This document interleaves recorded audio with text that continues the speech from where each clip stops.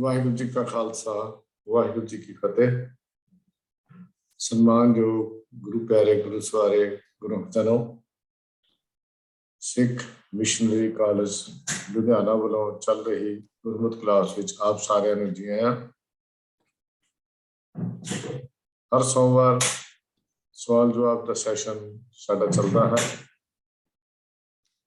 इस विच आप जी वालों भेजे हुए सवालों के जवाब पैनल मैंबर द्वारा दिते जाते हैं।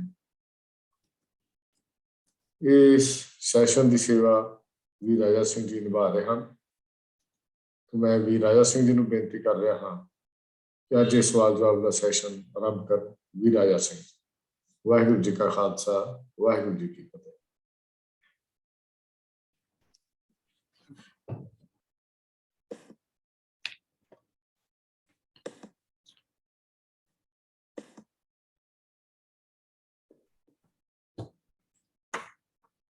कर्ता पुरुष निर्भव निर्वैर काल मूरत अजूनी सैभं गुर प्रसाद।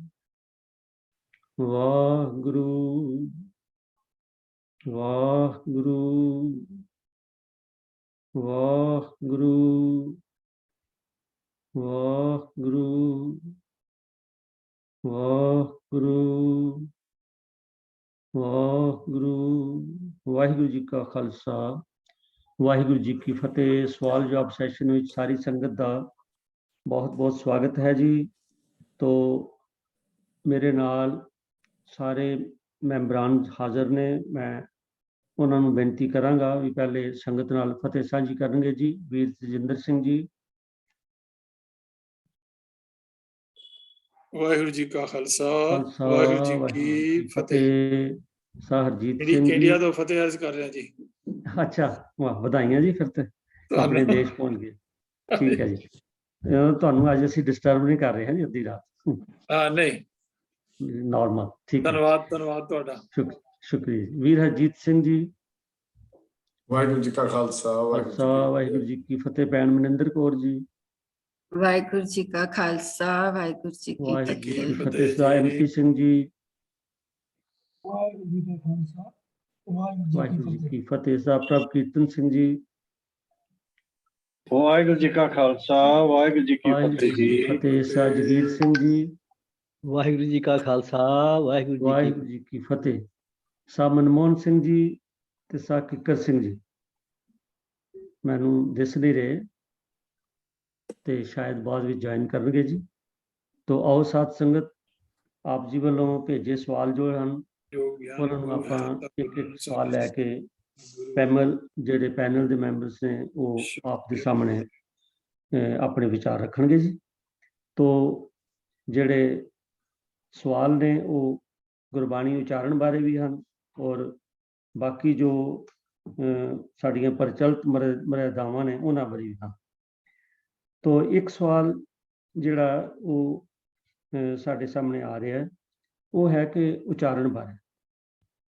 श्री गुरु ग्रंथ साहब जी दे विचों ये तुक है पन्ना 709 ते संत उदाहरण दयालन आसन गोपाल कीर्तन है।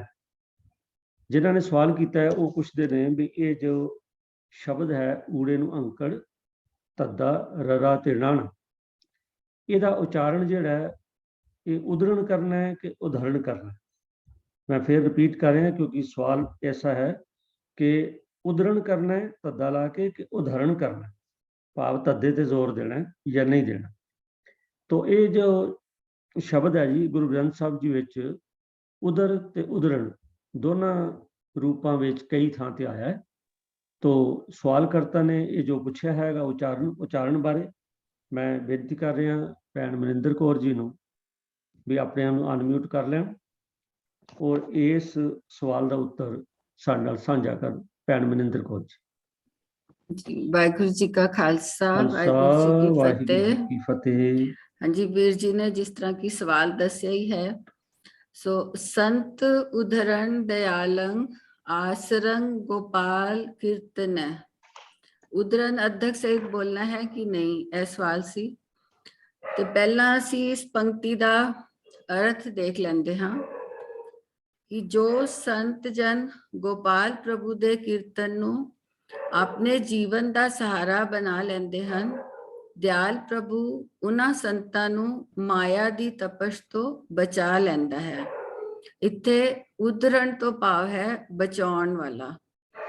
ਤੇ ਉਧਰਨ ਦਾ ਉਚਾਰਨ ਅਰਥ ਮੁਤਾਬਿਕ ਦੋ ਅਰਥਾਂ ਵਿੱਚ ਗੁਰਬਾਣੀ ਵਿੱਚ ਆਉਂਦਾ ਹੈ।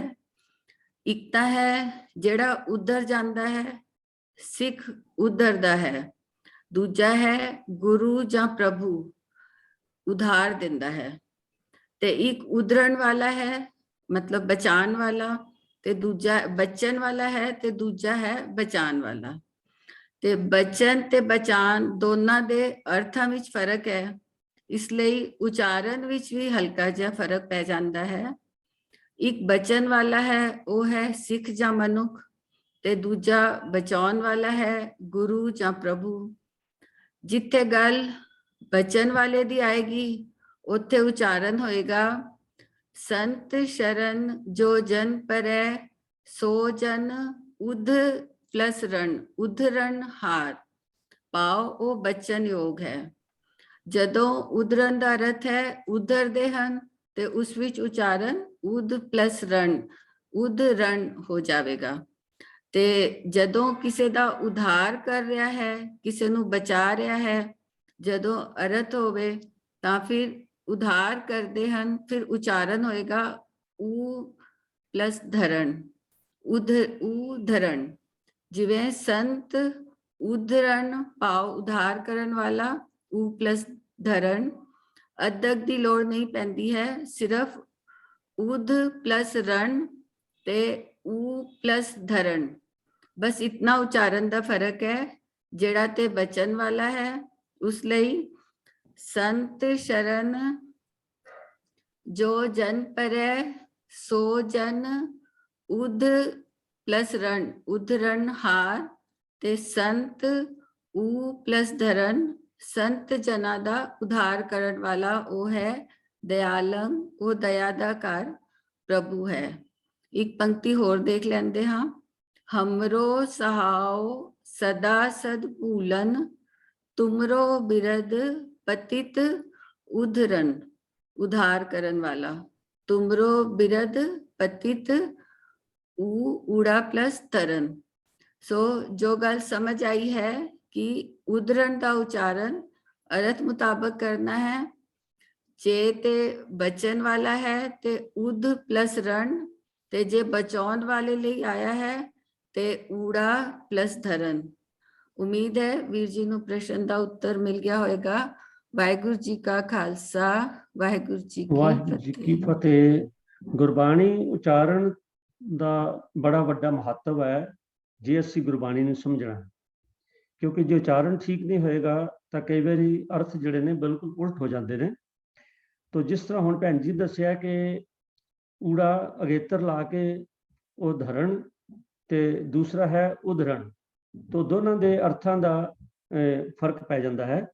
ਤੋ ਜਿਸ ਤਰ੍ਹਾਂ ਭੈਣ ਜੀ ਨੇ ਬਖੂਬੀ ਦੱਸਿਆ ਹੈ ਕਿ ਉਧਰ ਤੋਂ ਭਾਵ ਹੈ ਕਿ ਜਿਹਦਾ ਬਚਾਅ ਹੁੰਦਾ ਹੈ, ਉਧਰਨ ਬਚਾਅ ਕਰਨ ਵਾਲਾ ਭਾਵ ਗੁਰੂ। ਜਿਸ ਤਰ੍ਹਾਂ ਇਸ ਸ਼ਲੋਕ 'ਚ ਵੀ ਇਸੇ ਤਰ੍ਹਾਂ ਆਇਆ ਕਿ ਸੰਤ ਉਧਰਨ ਦਿਆਲੰ ਆਸਨ ਗੋਪਾਲ ਕੀਰਤਨ ਹੈ। ਤੋ ਖਿਆਲ ਰੱਖਣਾ ਹੈ ਕਿ ਜਿਸ ਵੇਲੇ ਅਸੀਂ ਪਾਠ ਕਰਨਾ ਕਿ ਇਹਨੂੰ ਅਸੀਂ ਆਮ ਤੌਰ ਤੇ ਉਧਰਨ ਨਾ ਪੜ੍ਹ ਜਾਈਏ, ਸੰਤ ਉਧਰਨ, ਜਿਸ ਤਰ੍ਹਾਂ ਭੈਣ ਜੀ ਨੇ ਦੱਸਿਆ। ਗੁਰਬਾਣੀ ਵਿੱਚ ਹੋਰ ਬੜੇ ਐਸੇ ਅੱਖਰ ਨੇ ਜਿੱਥੇ ਸਾਨੂੰ ਧਿਆਨ ਦੀ ਲੋੜ ਹੈ, ਕਿਉਂਕਿ ਗੱਲ ਅਗੇਤਰ ਦੀ ਚੱਲੀ ਹੈ। ਜਿਵੇਂ ਲੱਖ ਤੋਂ ਅਲੱਖ, ਇਹਨੂੰ ਅਲਖ ਜੇ ਪੜ੍ਹਿਆ ਜਾਏ ਤੇ ਇਹਦੇ ਅਰਥ ਹੋਰ ਹੋ ਜਾਣਗੇ। ਅਲੱਖ ਜਿਹੜਾ ਲਿਖਿਆ ਨਹੀਂ ਜਾ ਸਕਦਾ, ਵਿਚ ਕੈਨ ਨਾਟ ਬੀ ਐਕਸਪਲੇਨ। ਦੂਸਰਾ ਇਸੇ ਤਰ੍ਹਾਂ ਗਣਤ ਹੈ, ਜਿਹੜਾ ਗਿਣਤੀ 'ਚ ਆਵੇ, ਤੇ ਅਗਣਤ ਜਿਹੜਾ ਗਿਣਤੀ 'ਚ ਨਾ ਆਵੇ। ਇਹ ਸੁਖਮਨੀ ਸਾਹਿਬ ਵਿੱਚ ਵੀ ਇਹ ਸ਼ਬਦ ਆਉਂਦਾ ਹੈ ਤੇ ਕਈ ਵਾਰੀ ਸੁਣੀਦਾ ਹੈ ਕਿ ਇਹਨੂੰ ਅਗਨਤ ਪੜ੍ਹਿਆ ਜਾਂਦਾ। ਅਗਨਤ ਨਹੀਂ ਹੈ, ਅਗੰਤ। ਦੇਖੋ ਅਗਨਤ ਅਗੰਤ ਦੋਨਾਂ ਦੇ ਅਰਥਾਂ 'ਚ ਫਰਕ ਹੋਏਗਾ। ਇਸੇ ਤਰ੍ਹਾਂ ਗਮ ਤੋਂ ਅਗਮ, ਸੋ ਅਲੱਖ, ਅਗਨ, ਅਗਮ, ਅਗੰਤ ਬੜੇ ਐਸੇ ਅੱਖਰ ਨੇ ਜਿੱਥੇ ਸਾਨੂੰ ਉਚਾਰਨ ਦਾ, ਉਹਦੀ ਅਗੇਤਰ ਨੂੰ ਲਾਉਣ ਦਾ ਬੜੇ ਧਿਆਨ ਕਰਨ ਦੀ ਲੋੜ ਹੈ। ਵੀਰ ਜਗੀਰ ਸਿੰਘ ਜੀ ਨੇ ਇਸ ਵਿਸ਼ੇ ਤੇ ਸਾਨੂੰ 2-3 ਵਾਰੀ ਕਾਫੀ ਡਿਟੇਲਡ ਸਮਝਾਇਆ, ਔਰ ਖਾਸ ਕਰਕੇ ਹਾਹੇ ਅੱਖਰ ਦੀ ਜਿਹੜੀ ਵਰਤੋਂ ਹੈ, ਜਿਸ ਨੂੰ ਔਂਕੜ ਲੱਗ ਜਾਂਦੀ ਜਾਂ ਸਿਆਰੀ ਲੱਗ ਜਾਂਦੀ, ਜਾਂ ਜਿਸ ਵੇਲੇ ਦੋ ਹਾਹੇ ਹੁੰਦੇ ਨੇ ਤੇ ਉਹਨੂੰ ਹੋ ਪੜ੍ਹਨਾ ਕਿ ਹੋ ਪੜ੍ਹਨਾ, ਹਾਹੇ ਨੂੰ ਹੋੜਾ, ਹਾਹੇ ਨੂੰ ਸਿਆਰੀ, ਉਹਨੂੰ ਹੋਹੇ ਪੜ੍ਹਨਾ ਕਿ ਹੋਏ ਪੜ੍ਹਨਾ। ਵੀਰ ਜੋਗਿੰਦਰ ਸਿੰਘ ਨੇ ਬੜੀ ਡਿਟੇਲਡ ਉਹ ਸਾਡੀ YouTube ਚੈਨਲ ਤੇ ਉਹ ਪਿਆ ਵੀ ਹੋਇਆ, ਤੋ ਉਧਰ ਧਿਆਨ ਦੇਣ ਦੀ ਲੋੜ ਹੈ। ਤੇ ਸਾਡੇ ਆਪਣਾ ਉਚਾਰਨ ਜਿਹੜਾ ਠੀਕ ਹੋਣਾ ਚਾਹੀਦਾ ਹੈ, ਕਿਉਂਕਿ ਜਿਸ ਤਰ੍ਹਾਂ ਮੈਂ ਪਹਿਲੇ ਕਿਹਾ, ਜੇ ਉਚਾਰਨ ਠੀਕ ਹੋਏਗਾ ਤਾਂ ਉਸ ਸ਼ਬਦ ਦੀ ਅੰਡਰਸਟੈਂਡਿੰਗ ਵੀ ਠੀਕ ਹੋਏਗੀ। ਤੋ ਭੈਣ ਮਨਿੰਦਰ ਕੌਰ ਜੀ ਦਾ ਬਹੁਤ ਬਹੁਤ ਧੰਨਵਾਦ ਜਿਨ੍ਹਾਂ ਨੇ ਇਸ ਸ਼ਬਦ ਨੂੰ ਨਿਭਾਇਆ। ਤੋ ਆਓ ਸਾਧ ਸੰਗਤ ਜੀ, ਅਗਲਾ ਜਿਹੜਾ ਸਾਡੇ ਕੋਲ ਸਵਾਲ ਹੈ ਉਹ ਹੈ ਕਿ ਆਸਾ ਰਾਗ ਵਿੱਚ ਜਿਹੜੀ ਪੱਟੀ ਬਾਣੀ ਉਚਾਰਨ ਕੀਤੀ ਹੋਈ ਹੈ, ਉਹ ਆਪਾਂ ਦੇਖਦੇ ਹਾਂ ਕਿ ਉਹ ਸੱਸੇ ਤੋਂ ਸ਼ੁਰੂ ਹੁੰਦਾ ਹੈ। ਜਿਹੜਾ ਪਹਿਲੀ ਤੁਕ ਹੈ ਸੱਸੇ ਤੋਂ ਸ਼ੁਰੂ ਹੁੰਦਾ ਹੈ। ਜਿਨ੍ਹਾਂ ਨੇ ਸਵਾਲ ਕੀਤਾ ਹੈਗਾ, ਸਵਾਲ ਕੀਤਾ ਸਰ ਗੁਰਦਿਆਲ ਸਿੰਘ ਜੀ ਇੱਥੋਂ ਕੈਨੇਡਾ ਤੋਂ ਪੁੱਛਦੇ ਨੇ ਕਿ ਬਈ ਉਂਝ ਅਸੀਂ 35 ਜਿਸ ਵੇਲੇ ਪੜ੍ਹਦੇ ਹਾਂ ਊੜੇ ਤੋਂ ਸ਼ੁਰੂ ਹੁੰਦੀ, ਪਰ ਇਹ ਸੱਸੇ ਤੋਂ ਕੀ ਸ਼ੁਰੂ ਹੋਈ ਹੈ। ਮੈਂ ਬੇਨਤੀ ਕੀਤੀ ਹੈ ਵੀਰ ਜਗੀਰ ਸਿੰਘ ਜੀ ਨੂੰ ਕਿ ਇਸ ਸਵਾਲ ਬਾਰੇ ਸਾਨੂੰ ਖੋਲ ਕੇ ਚਾਨਣਾ ਪਾਉਣ ਕਿ ਪੱਟੀ ਜਿਹੜੀ ਬਾਣੀ ਹੈ, ਪੱਟੀ ਰਾਗ ਵਾਲੀ, ਪੱਟੀ ਸਿਰਲੇਖ ਵਾਲੀ, ਉਹ ਊੜੇ ਦੀ ਥਾਂ ਤੋਂ ਸੱਸੇ ਤੇ ਕਿਉਂ ਸ਼ੁਰੂ ਹੋਈ ਹੈ। ਇਹ ਹੈ ਸਵਾਲ। ਜਗੀਰ ਸਿੰਘ। ਵਾਹਿਗੁਰੂ ਜੀ ਕਾ ਖਾਲਸਾ, ਵਾਹਿਗੁਰੂ ਜੀ ਕੀ ਫਤਿਹ। ਜਿਸ ਤਰ੍ਹਾਂ ਵੀਰ ਜੀ ਨੇ ਸਵਾਲ ਦੱਸ ਦਿੱਤਾ ਹੈਗਾ ਕਿ ਪੱਟੀ ਊੜੇ ਤੋਂ ਕਿਉਂ ਨਹੀਂ ਸ਼ੁਰੂ ਹੋਈ, ਸੱਸੇ ਤੋਂ ਕਿਉਂ ਸ਼ੁਰੂ ਹੋਈ ਹੈ, ਇਹਦੇ ਬਾਰੇ ਬੇਨਤੀ ਹੈ ਜੀ ਕਿ ਪੰਜਾਬੀ ਬਹੁਤ ਪੁਰਾਣੀ ਭਾਸ਼ਾ ਹੈ। ਜਿਸ ਤਰ੍ਹਾਂ ਸੰਸਕ੍ਰਿਤ ਭਾਸ਼ਾ ਦੇ ਅੱਖਰਾਂ ਦੀ ਤਰਤੀਬ ਸੀ, ਉਸੇ ਤਰ੍ਹਾਂ ਹੀ ਪੰਜਾਬੀ ਭਾਸ਼ਾ ਦੇ ਅੱਖਰਾਂ ਦੀ ਤਰਤੀਬ ਸੀ। ਸੰਸਕ੍ਰਿਤ ਲਿਪੀ ਸੱਸੇ ਅੱਖਰ ਤੋਂ ਸ਼ੁਰੂ ਹੁੰਦੀ ਸੀ ਜੀ। ਪੁਰਾਣੀ ਪੰਜਾਬੀ ਵੀ ਸੱਸੇ ਅੱਖਰ ਤੋਂ ਹੀ ਸ਼ੁਰੂ ਹੁੰਦੀ ਸੀ। ਇਸੇ ਲਈ ਗੁਰੂ ਨਾਨਕ ਸਾਹਿਬ ਜੀ ਨੇ ਆਸਾ ਰਾਗ ਵਿੱਚ ਪੱਟੀ ਸੱਸੇ ਅੱਖਰ ਨਾਲ ਹੀ ਸ਼ੁਰੂ ਕੀਤੀ ਹੈ, ਜਿਸ ਦੀ ਪਹਿਲੀ ਪੰਕਤੀ ਹੈ, ਸੱਸੈ ਸੋਏ ਸ੍ਰਿਸ਼ਟ ਜਿਨ ਸਾਜੀ, ਸਭਨਾ ਸਾਹਿਬ ਏਕ ਭਿਆ। ਇਹ ਜਿਹੜੀ ਆਸਾ ਦੀ ਬਾਤ ਦੀ ਪੱਟੀ ਹੈ, ਜਿਹੜੀ ਨਾ ਆਸਾ ਰਾਗ ਪੱਟੀ ਦੇ ਵਿੱਚ ਇਹ ਜਿਹੜੀ ਬਾਣੀ ਹੈਗੀ ਆ, ਇਹ ਸੱਸੇ ਦੇ ਨਾਲ ਹੀ ਸ਼ੁਰੂ ਹੁੰਦੀ ਹੈ। ਗੁਰੂ ਨਾਨਕ ਸਾਹਿਬ ਜੀ ਤੋਂ ਬਾਅਦ ਗੁਰੂ ਅੰਗਦ ਦੇਵ ਜੀ ਨੇ ਪੰਜਾਬੀ ਲਿਪੀ ਨੂੰ ਸੁਧਾਰਿਆ, ਇਸ ਨੂੰ ਨਵੀਂ ਤਰਤੀਬ ਦਿੱਤੀ, ਇਸ ਦਾ ਨਾਮ ਗੁਰਮੁਖੀ ਲਿਪੀ ਪੈ ਗਿਆ। ਇਹ ਊੜਾ ਆੜਾ ਈੜੀ ਤੋਂ ਹੀ ਸ਼ੁਰੂ ਹੁੰਦੀ ਹੈ। ਸੋ ਚੱਲ ਰਹੇ ਸਿਸਟਮ ਅਨੁਸਾਰ ਗੁਰੂ ਨਾਨਕ ਦੇਵ ਜੀ ਨੇ ਪੱਟੀ ਬਾਣੀ ਸੱਸੇ ਅੱਖਰ ਨਾਲ ਹੀ ਸ਼ੁਰੂ ਕੀਤੀ ਹੈ, ਕੋਈ ਨਵੀਂ ਪਿਰਤ ਨਹੀਂ ਪਾਈ। ਇੱਕ ਹੋਰ ਬੇਨਤੀ ਹੈ ਵੀ 52 ਅੱਖਰੀ ਦਾ ਮਤਲਬ ਹੈ 52 ਅੱਖਰਾਂ ਵਾਲੀ। ਇਹ ਵੀ ਬਾਣੀ ਗੁਰੂ ਗ੍ਰੰਥ ਸਾਹਿਬ ਜੀ ਚਾਹੁੰਦੀ ਹੈ, ਗੁਰੂ ਅਰਜਨ ਦੇਵ ਜੀ ਨੇ ਵੀ ਲਿਖੀ ਹੈ ਤੇ ਗੁਰੂ ਕਬੀਰ ਜੀ ਨੇ ਵੀ ਲਿਖੀ ਹੈ। ਪਰ ਇਸ ਬਾਣੀ ਵਿੱਚ ਪੂਰੇ 52 ਅੱਖਰਾਂ ਦਾ ਵਰਣਨ ਨਹੀਂ ਹੈ। ਇਸ ਦਾ ਜਵਾਬ ਤਾਂ ਗੁਰੂ ਸਾਹਿਬ ਆਪ ਹੀ ਦੱਸ ਸਕਦੇ ਹਨ। ਜੀਵ ਦੇ ਵਸ ਦੀ ਗੱਲ ਨਹੀਂ। ਅਸੀਂ ਕਿਉਂ ਬਾਣੀ ਉੱਤੇ ਕਿੰਤੂ ਕਰੀਏ ਵੀ ਕਿਉਂ ਅੱਖਰ ਨਹੀਂ ਆਏ, ਇਹਦੇ ਬਾਰੇ ਕੋਈ ਵੀ ਇਹਦਾ ਜਵਾਬ ਨਹੀਂ ਦੇ ਸਕਦਾ। ਅੱਖਰਾਂ ਦੀ ਤਰਤੀਬ ਵੀ ਨੰਬਰ ਵਾਈਜ਼ ਨਹੀਂ ਹੈ, ਕੋਈ ਅੱਖਰ ਪਹਿਲਾਂ ਕੋਈ ਅੱਖਰ ਬਾਅਦ ਦੇ ਵਿੱਚ ਹੈ। ਇਹ ਗੁਰੂ ਸਾਹਿਬ ਨੇ ਕਿਉਂ ਕੀਤਾ, ਕਿਉਂ ਨਹੀਂ ਕੀਤਾ, ਇਹ ਤਾਂ ਗੁਰੂ ਸਾਹਿਬ ਹੀ ਜਾਣਦੇ ਨੇ ਜੀ। ਇਸ ਬਾਰੇ ਸਾਨੂੰ ਕੋਈ ਇਤਰਾਜ਼ ਵੀ ਨਹੀਂ ਹੋਣਾ ਚਾਹੀਦਾ, ਕਿਉਂਕਿ ਬਾਣੀ ਅਕਾਲ ਪੁਰਖ ਦੀ ਹੈ। ਸਾਨੂੰ ਬਾਣੀ ਪੜ੍ਹ ਕੇ ਸਮਝ ਕੇ ਕਮਾਉਣੀ ਚਾਹੀਦੀ ਹੈ, ਤਾਂ ਕਿ ਸਾਡਾ ਜਨਮ ਸਫਲ ਹੋ ਸਕੇ। ਜਿਵੇਂ ਹੈ ਗੁਰੂ ਸਾਹਿਬ ਕਹਿ ਰਹੇ ਨੇ, ਜੈਸੀ ਮੈਂ ਆਵੈ ਖਸਮ ਕੀ ਬਾਣੀ, ਤੈਸੜਾ ਕਰੀ ਗਿਆਨ ਵੇ ਲਾਲੋ। ਵਾਹ ਵਾਹ ਬਾਣੀ ਨਿਰੰਕਾਰ ਹੈ, ਤਿਸ ਜੇਵੜ ਅਵਰ ਨਾ ਕੋਏ। ਧੁਰ ਕੀ ਬਾਣੀ ਆਈ, ਤਿਨ ਸਗਲੀ ਚਿੰਤ ਮਟਾਈ। ਬਾਣੀ ਅਥਾਹ ਹੈ, ਸਮੁੰਦਰ ਹੈ, ਇਸ ਦਾ ਪੂਰਾ ਭੇਦ ਪਾਉਣਾ ਜੀਵ ਦੇ ਵੱਸ ਦੀ ਗੱਲ ਨਹੀਂ ਹੈ। ਇਸ ਲਈ ਬਾਣੀ ਮੁਤਾਬਿਕ ਜੀਵਨ ਬਣਾਉਣਾ ਚਾਹੀਦਾ ਤੇ ਸਾਨੂੰ ਅਰਦਾਸ ਕਰਨੀ ਚਾਹੀਦੀ ਹੈ। ਵਾਹਿਗੁਰੂ ਜੀ ਕਾ ਖਾਲਸਾ, ਵਾਹਿਗੁਰੂ ਜੀ ਕੀ ਫਤਿਹ। ਤੋ ਵੀਰ ਜਗੀਰ ਸਿੰਘ ਜੀ, ਆਪ ਜੀ ਦਾ ਬਹੁਤ ਬਹੁਤ ਧੰਨਵਾਦ ਹੈ। ਉਮੀਦ ਹੈ ਸਾ ਗੁਰਦਿਆਲ ਸਿੰਘ ਜੀ ਔਰ ਬਾਕੀ ਸੰਗਤ, ਇਹ ਜੋ ਸਾਡੇ ਸਾਹਮਣੇ ਸਵਾਲ ਆਇਆ ਸੀਗਾ ਕਿ ਸੱਸੇ ਤੇ ਕਿਉਂ ਸ਼ੁਰੂ ਹੁੰਦੀ ਹੈ, ਤੋ ਇਹ ਗੱਲ ਜਿਹੜੀ ਹੈ ਸਪਸ਼ਟ ਹੋ ਗਈ ਹੋਏਗੀ। ਕਿਉਂਕਿ ਸ੍ਰੀ ਗੁਰੂ ਗ੍ਰੰਥ ਸਾਹਿਬ ਵਿੱਚ ਬਹੁਤ ਸਾਰੀਆਂ ਵੰਨਗੀਆਂ ਹਨ। ਜਿੱਥੇ ਬਹੁਤ ਸਾਰੀਆਂ ਭਾਸ਼ਾਵਾਂ ਨੇ, ਉੱਥੇ ਬਹੁਤ ਸਾਰੀਆਂ ਵੰਨਗੀਆਂ ਨੇ। ਜਿੱਥੇ ਸਾਹਿਤਕ ਵੰਨਗੀਆਂ ਨੇ, ਉੱਥੇ ਜੋ ਪੁਰਾਣੇ ਸਮੇਂ ਤੋਂ ਚੱਲ ਰਹੀਆਂ ਜਿਹੜੀਆਂ ਪਿਰਤਾਂ ਸਨ ਇਸ ਲਿਖਣ ਦੇ ਖੇਤਰ ਵਿੱਚ, ਉਹ ਬਹੁਤ ਸਾਰੀਆਂ ਸਾਨੂੰ ਗੁਰੂ ਗ੍ਰੰਥ ਸਾਹਿਬ 'ਚ ਮਿਲਦੀਆਂ।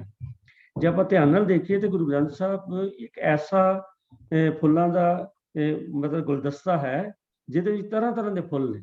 ਤੋ ਜਿੱਥੇ ਵੱਖ-ਵੱਖ ਬੋਲੀਆਂ ਨੇ, ਸਾਧ ਸੰਗਤ ਆਪ ਜੀ ਨੂੰ ਪਤਾ ਹੀ ਹੈ ਕਿ ਕਈ ਮਤ ਤਕਰੀਬਨ ਬਹੁਤਿਆਂ ਮਤਾਂ ਦੇ ਜਿਹੜੇ ਵੀ ਧਰਮ ਗ੍ਰੰਥ ਹਨ ਉਹਨਾਂ ਦੀ ਆਪਣੀ ਇੱਕ ਬੋਲੀ 'ਚ ਹਨ, ਔਰ ਕਈ ਮਾਤਾਂ ਇੱਥੋਂ ਤੱਕ ਵੀ ਉਹ ਜਿਨ੍ਹਾਂ ਨੇ ਆਪਣੀ ਬੋਲੀ ਵਰਤੀ ਹੈ ਉਹ ਕਹਿੰਦੇ ਸਰ ਇਹ ਬੋਲੀ ਸਿਰਫ ਅਸੀਂ ਵਰਤ ਸਕਦੇ ਹਾਂ, ਔਰ ਸਾਡੇ ਵਿੱਚ ਉੱਚੀ ਸ਼੍ਰੇਣੀ ਵਾਲੇ ਵਰਤ ਸਕਦੇ ਨੇ ਕਿਉਂਕਿ ਬੜੀ ਪਵਿੱਤਰ ਬੋਲੀ ਹੈ, ਦੂਜੇ ਨਹੀਂ ਵਰਤ ਸਕਦੇ। ਪਰ ਗੁਰੂ ਨਾਨਕ ਸਾਹਿਬ ਜੀ ਨੇ ਬੜੀ ਕਿਰਪਾ ਕੀਤੀ, ਜਿਸ ਵੇਲੇ ਬਾਣੀ ਉਚਾਰੀ ਹੈ, ਔਰ ਗੁਰੂ ਅਰਜਨ ਸਾਹਿਬ ਸੱਚੇ ਪਾਤਸ਼ਾਹ ਜੀ ਨੇ ਜਿਸ ਵੇਲੇ ਇਹ ਸ੍ਰੀ ਗੁਰੂ ਗ੍ਰੰਥ ਸਾਹਿਬ ਦੀ ਸੰਪਾਦਨਾ ਕੀਤੀ ਹੈ ਤਾਂ ਇਹਦੀ ਸਾਨੂੰ ਸਾਰੀਆਂ ਵੰਨਗੀਆਂ ਇਕੱਠੀਆਂ ਕਰਕੇ ਉਹਨਾਂ ਨੇ ਸੰਸਾਰ ਨੂੰ ਦੱਸਿਆ ਕਿ ਇਹ ਵਖਰੇਵੇਂ ਨਹੀਂ ਹਨ, ਕੋਈ ਬੋਲੀ ਕਿਸੇ ਦੀ ਕੋਈ ਮਲਕੀਅਤ ਨਹੀਂ ਹੈ, ਨਾ ਕਿਸੇ ਨੂੰ ਕੋਈ ਰੋਕਣਾ ਚਾਹੀਦਾ। ਪਰ ਖੈਰ ਉਹਨਾਂ ਦੀ ਆਪੋ ਆਪਣੀ ਮਰਜ਼ੀ ਹੈ। ਗੁਰੂ ਸਾਹਿਬ ਜੀ ਨੇ ਸਪਸ਼ਟ ਬਾਣੀ 'ਚ ਲਿਖਤਾ ਕਿ ਕੋਈ ਗਾਵੇ ਕੋ ਸੁਣੇ ਕੋ ਕਰੇ ਵਿਚਾਰ। ਇਸ ਬਾਣੀ ਨੂੰ ਜਿਹੜਾ ਕੋ ਮਰਜ਼ੀ ਪੜ੍ਹੇ, ਕਿਸੇ ਨੂੰ ਕੋਈ ਰਿਸਟ੍ਰਿਕਸ਼ਨ ਨਹੀਂ ਹੈ। ਉਹਦਾ ਕਾਰਨ ਇਹ ਹੈ ਕਿ ਮਾਨਸ ਕੀ ਜਾਤ ਸਭਾ ਏਕੇ ਪਹਿਚਾਨ ਦੋ। ਤੋ ਇਸ ਕਰਕੇ ਇਹ ਬੜੇ ਜਿਸ ਮਰਜ਼ੀ ਨਜ਼ਰੀਏ ਨਾਲ ਆਪਾਂ ਗੁਰੂ ਗ੍ਰੰਥ ਸਾਹਿਬ ਜੀ ਨੂੰ ਦੇਖੀਏ ਉੱਥੇ ਹੀ ਸਾਡਾ ਸਿਰ ਜਿਹੜਾ ਉਹ ਝੁਕ ਜਾਂਦਾ ਹੈ, ਕਿਉਂਕਿ ਗੁਰੂ ਗ੍ਰੰਥ ਸਾਹਿਬ ਜੀ ਦਾ ਮੁਕਾਬਲਾ ਵਾਕਈ ਨਹੀਂ ਹੈ। ਔਰ ਇਸੇ ਕਰਕੇ ਜਿਹੜੇ ਨੌਨ ਸਿੱਖ ਸਕਾਲਰਸ ਨੇ ਉਹਨਾਂ ਨੂੰ ਇਹ ਲਿਖਣ ਤੇ ਮਜਬੂਰ ਹੋਣਾ ਪਿਆ ਕਿ Guru Granth Sahib is a universal ਗ੍ਰੰਥ, ਇੱਕ ਯੂਨੀਵਰਸਲ ਗ੍ਰੰਥ ਹੈ, ਕਿਸੇ ਇੱਕ ਕੌਮ ਦਾ, ਕਿਸੇ ਇੱਕ ਖਿੱਤੇ ਦਾ ਜਾਂ ਕਿਸੇ ਇੱਕ ਮਜ਼ਹਬ ਦਾ ਨਹੀਂ ਹੈ, ਇਹ ਤਾਂ ਸਾਰੀ ਮਨੁੱਖਤਾ ਦਾ ਗੁਰੂ ਗ੍ਰੰਥ ਹੈ। ਤੋ ਆਓ ਆਪਾਂ ਇਸ ਗੁਰੂ ਗ੍ਰੰਥ ਸਾਹਿਬ ਦੇ ਕਿਉਂਕਿ ਇਹ ਲੜਨ ਲੱਗੇ ਹਾਂ ਤੇ ਸਾਨੂੰ ਇਸ ਗੱਲ ਦਾ ਮਾਣ ਵੀ ਹੋਣਾ ਚਾਹੀਦਾ ਹੈ, ਪਰ ਕੇਵਲ ਮਾਣ ਹੋਣਾ ਕਾਫੀ ਨਹੀਂ, ਸਾਨੂੰ ਇਹਦਾ ਗਿਆਨ ਵੀ ਹੋਣਾ ਚਾਹੀਦਾ। ਤੇ ਕੇਵਲ ਗਿਆਨ ਹੋਣਾ ਕਾਫੀ ਨਹੀਂ, ਸਾਨੂੰ ਇਹਦੇ ਮੁਤਾਬਕ ਸਾਡਾ ਜੀਵਨ ਵੀ ਬਣਨਾ ਚਾਹੀਦਾ। ਜੇ ਬਣ ਜਾਏ ਸਤਿਗੁਰੂ ਕਿਰਪਾ ਕਰਨ ਤਾਂ ਫਿਰ ਵਾਕਈ ਜਿਸ ਤਰ੍ਹਾਂ ਇਹ ਗ੍ਰੰਥ ਯੂਨੀਵਰਸਲ ਹੈ ਉਸੇ ਤਰ੍ਹਾਂ ਪੰਥ ਵੀ ਯੂਨੀਵਰਸਲ ਬਣ ਜਾਏ। ਤੋ ਆਪ ਜੀ ਦਾ ਬਹੁਤ ਬਹੁਤ ਧੰਨਵਾਦ ਹੈ ਵੀਰ ਜਗੀਰ ਸਿੰਘ ਜੀ।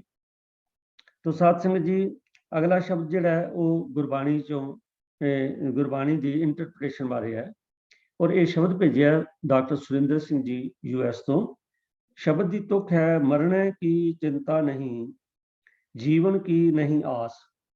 तो मैं बेनती कर रहा वीर MP सिंह जी को कृपा करके ये जो तुक है मरने की चिंता नहीं, जीवन की नहीं आस, ये जिथों तक ली गई है कृपा करके संखेप तौर पे उस शब्द का भी सानू भाव समझाने की कृपालता करो जी MP सिंह जी। वाहिगुरु जी का खालसा वाहिगुरु जी की फतेह। फतेह। तो शब्द स्क्रीन पे आपके सामने डिस्प्ले कराया गया है। शब्द की जो राहो की पंक्ति है, जियरे राम जपत मन मान, अंतर लागी जल बुझी, पाया गुरमुख ज्ञान। ये जो शब्द का मुख भाव है, मुख स्नेहा है। तो उसे दी व्याख्या दे विच बाकी दे पदे भी जिहड़े हन गल करदे हन। सो गुरु साहब ने राह के बंद दे विच जीव नूं संबोधन करके जी रे संबोधन है, जी नूं जी रे अर्थ इस तरह ही होणगे, जी रे रे संबोधन है, हे मेरे जी मेरी जिंदे राम जपत मन मान। ऐसा कोशिश कर, ऐसा उद्यम कर कि परमात्मा का नाम सिमरदियां सिमरदियां मन मन जाए।